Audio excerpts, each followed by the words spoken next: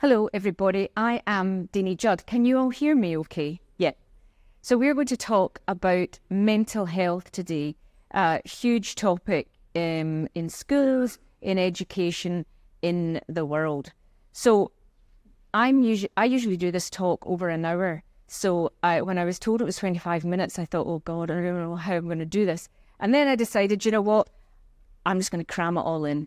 So it's kind of fast and furious. And I hope that's okay. Lots of slides, lots of me talking. So tutors, first of all, tutors are very powerful. Like teachers in the classroom, we're unlike other professionals, doctors, accountants, lawyers. They aren't engaged in a sea of high young energy the way we are. We have to engage, we have to influence, we have to interact and educate. We are in a very unique position in the world. We have to serve as important role models for human behaviour and impart important foundational things in life. We really are, when you think about it, heroic. To be able to share a curriculum and instill a sense of self-worth in a child is truly a skill. It's one of the most important roles in society teachers have. It's a position of tremendous gravity and influence. Tutors are even more privileged. We get to work with a young person one-to-one to build a relationship with them, to earn their trust, instill confidence in them, teach a curriculum and exam skills thrown in too. And yet, we can be problematic too, because we are human. To transform from a person with insecurity, as we all have, and personal and emotional issues, which we all have, into a positive role model, hour after hour, well, that's very difficult. And yet, to work with young people successfully, we need to have well-being and resiliency. The problems that tutors face can feel very heavy at times. We have difficult students, we have difficult parents, students with differing needs, a heavy workload, complicated technology, changing curriculum. We need to chase out parents, we need to find a steady stream of students, and we need to keep our businesses afloat. When you think about it, it's an awful lot we have to do to be successful. And it feels in many ways like that's the lot of a tutor. Well, today is the idea that none of these things need to be a problem, and how once we address our own well-being, life becomes a whole lot easier. Okay, so a very quick introduction here. I'm Deany Judd. I'm the creator of How to Tutor Online, a tutoring program that I created years ago for teachers to work online. And I'm the creator of Star Student, which is an online tutor listing directory. And now I'm the creator of It's All Story, a mental health course for teachers, for tutors, and for teenagers. So, It's All Story. I was an English teacher for years, and so I taught the importance of stories in our culture. Reading stories, writing stories, analysing stories. Stories have played a huge role in my life. What I didn't realise was that I had been telling myself stories my whole life and believing them. And I know have you.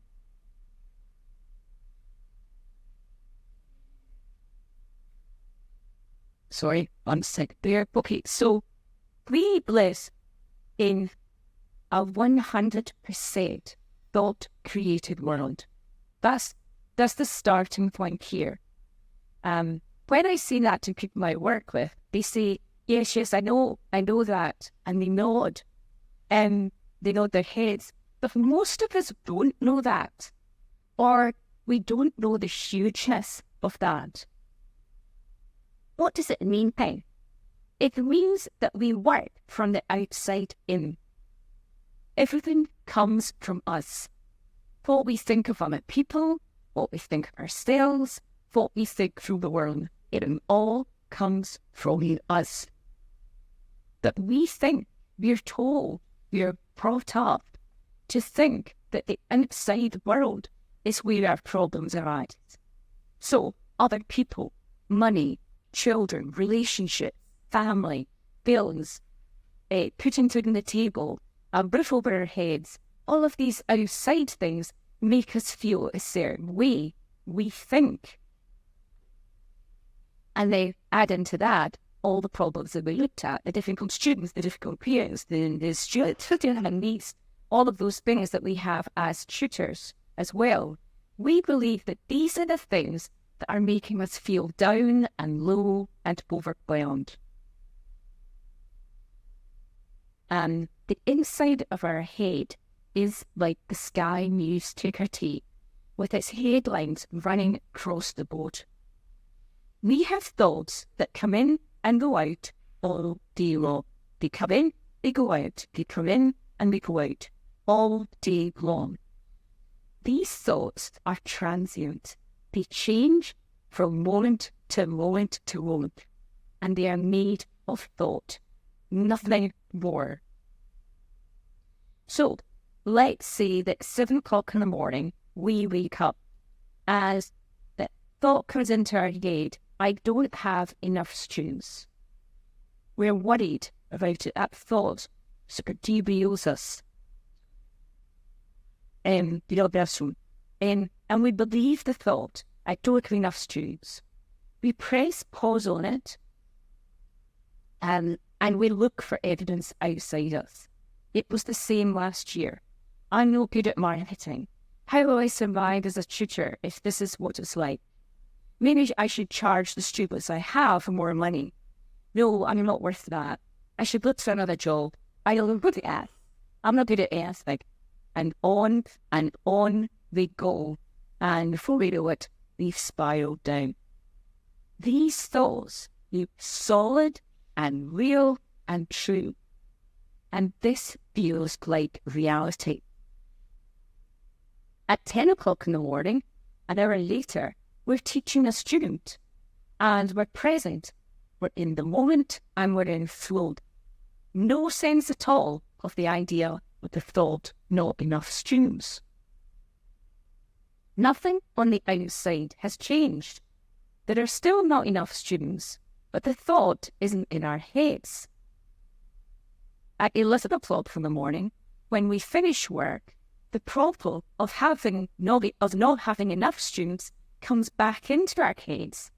But now it looks less serious. Maybe I have enough students for this type of year. It will get busy in a few weeks. Nothing on the outside has changed. Same problem, different thinking. We have lunch at 1 p.m. and prepare work for another student. No thought with not enough students. In the next hour, the thought comes back in. Except now I think, well, maybe I could contact the parents of the students that I've taught before, send them a quick email, let them know about spaces if they know where were looking for a tutor. Same problem, different thinking. The problem hasn't changed. The only thing that's changed is our thinking about it. And we can apply this to any problem that we have. So you might be thinking, but so what? That's just a kind of description of how we work. Actually, when we see this, the implications are enormous. We steal our thinking, and our thinking changes from moment to moment to moment. It's only ever transitory. It means that any thought that we have, any thought because it's transitory, it's moving through us, we don't have to take it seriously. It's simply a thought. And when we see that, when we notice that, there's so much more space for solutions to come through. Then there's another part of this understanding I'm kind of deviating a wee bit, and it's this. Like it or not, we are spiritual beings. We are part of the intelligence of life. That same intelligence of life, which makes leaves turn brown, it makes the tide come in and go out, makes flowers bloom, makes toddlers stand up and walk, makes our hearts beat, our organs work, cuts heal, life flows through us. We are part of that intelligence of life, the universal intelligence of life. And that comes before thought. And that is what we are. It's love, and it's awareness, and it's presence, and it's bigness. It's us when we're in the flow, and there are no stories getting in the way of us. No stories veiling us from what we are. It's always there in the background, behind the stories, running the show. But it's always there in the background. And when we see this, when we see that we have access to this universal intelligence, like that we have access to this all day long, it never goes away, then the seeking that we do all day long, because we think the world works outside in, it starts to dissolve and it starts to seem a bit pointless.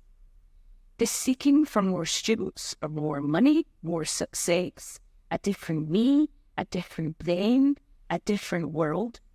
When we see that all of that story, and then we just have a completely different experience of life. When we see through the stories, and I believe it's simply a well-held story, then we have a different experience of life. We see thought from what it is. Okay, so let's go back to our framed thought here. The thoughts that we have, where did they come from? What do we do to make those thoughts come in? Nothing. They've come in. Who knows where they come from?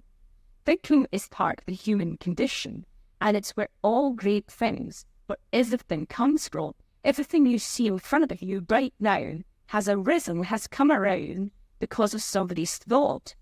Amazing. Thought is amazing. It's not the bogeyman by any stretch of the imagination. It only becomes the bogeyman when it's a painful thought, when it's a thought that derails us. But that thought does not say one thing about us. How could it? It's not us. We think it is, but it can't be. It's not anything other than a thought that's passing through us and is transitory. We did nothing to make it appear, and we do nothing to make it disappear. What happens is that we label thoughts bad or good. So if I held up a glass of water here just now, and I said to you, I'm having a vodka, some of you would have some thinking about that. You'd think that was quite odd to be in this context, in this room, having a large vodka. That's quite strange.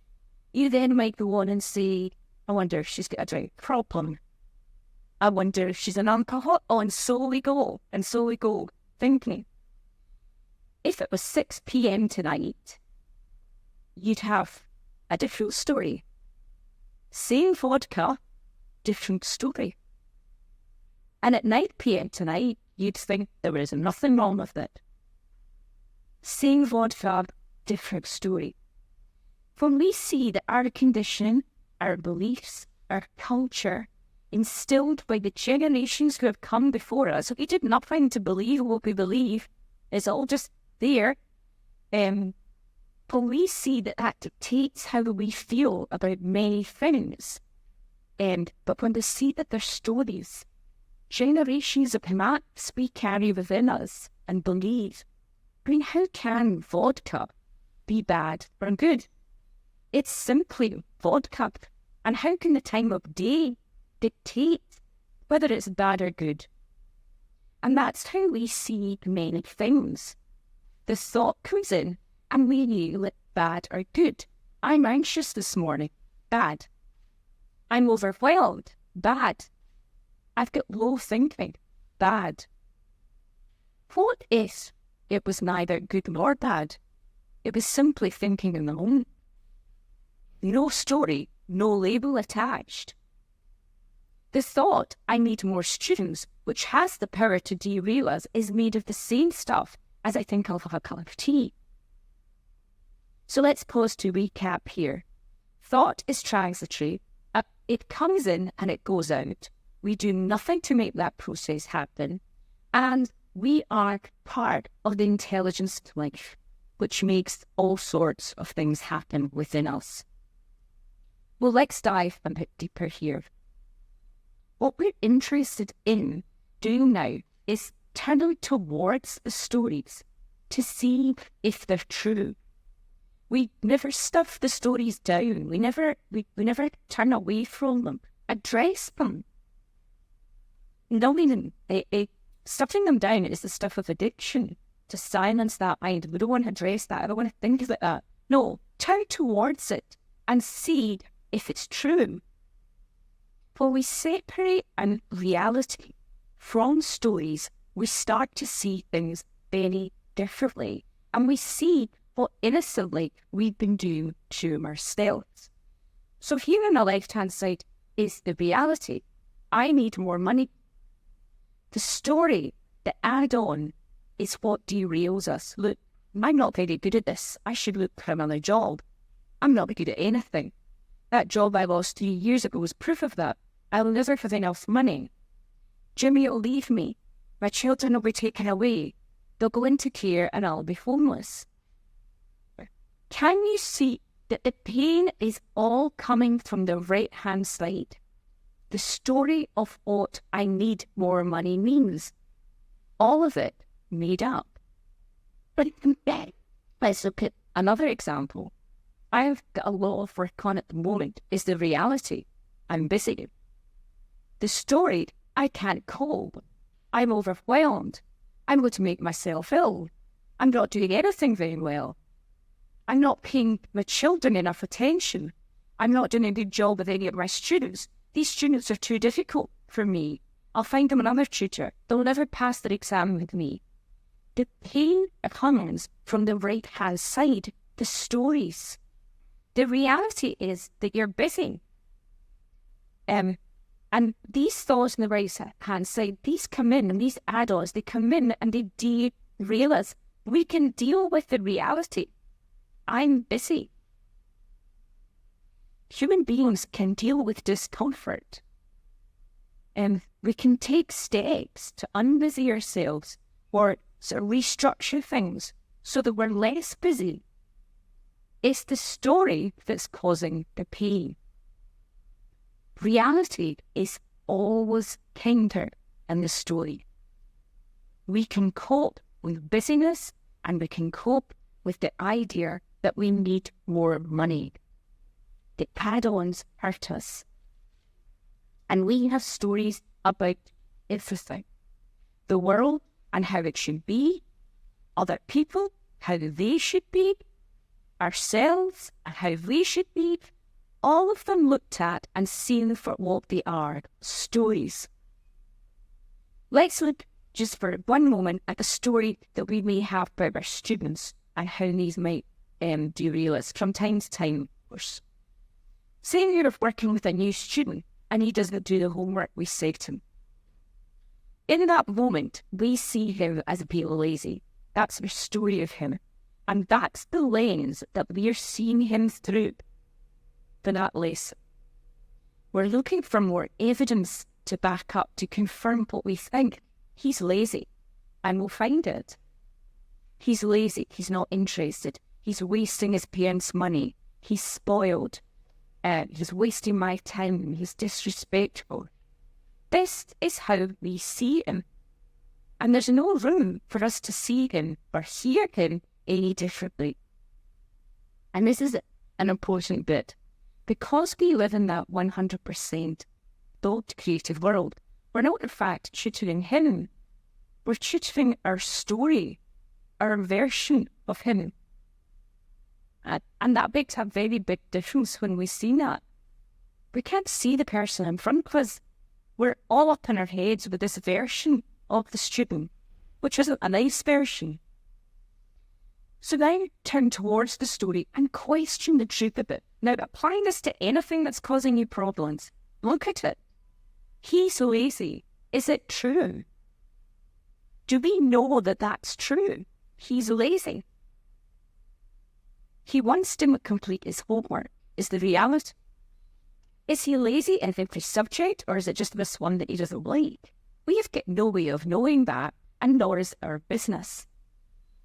And here's the important bit. How do we feel when we believe that he's lazy? Well, we feel kind of resentful. We're tough on him. We're contentious even. We're compromised. We could be teaching someone who values us. And how would we be without the story? He's lazy. How differently would we see him? Well, we'd see him in the moment. We'd listen to him and we'd hear him properly, not through the lens, through the filter of our story. And we'd have an altogether more productive lesson, a more caring experience. And this is how huge it is to see the idea that everything is a story. When we see the story, see that what we believe isn't true, we stop doing it. It's a bit like punching ourselves in the face. We stop doing it because it's painful. And the stories just start to dissolve. And the great thing about this understanding is once we see this in ourselves, we see it in everyone else around us too. And very importantly, we see it in our students. And it becomes much easier to steady our students as we share with them, and they're going away of, they're all up in their heads and they're overwhelmed, and we share with them that simple phrase, can you see that's a story you're telling yourself? The story of the lazy student who didn't do his homework applies equally to all the other problems we have as tutors and all the other problems we have as human beings. It applies to it. It's all coming from us. We live in a 100% thought-created world. And that's the takeaway from this short talk.